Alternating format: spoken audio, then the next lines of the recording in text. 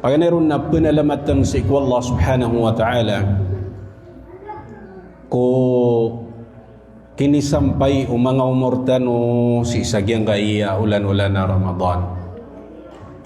Madakal si iku mga bangsa tano, tunganay tano, ginawa itano,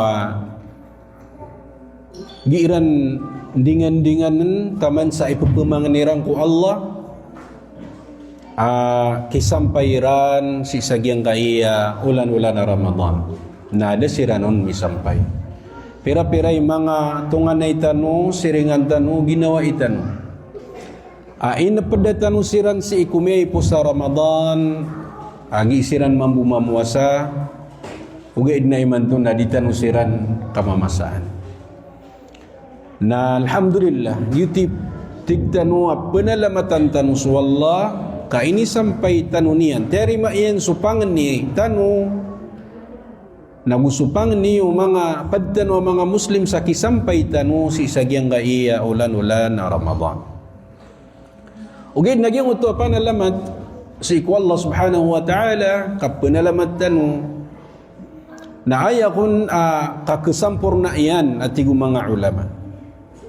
Kaketarutup o kapanalamat ko Allah subhanahu wa ta'ala na makanggulalan sa galabak.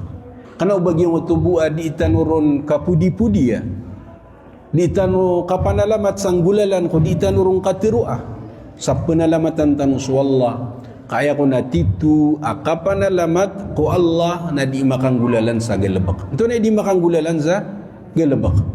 Amana na sumanga suguan yan na ipenggulalan kag YouTube ni panalamat ko Allah.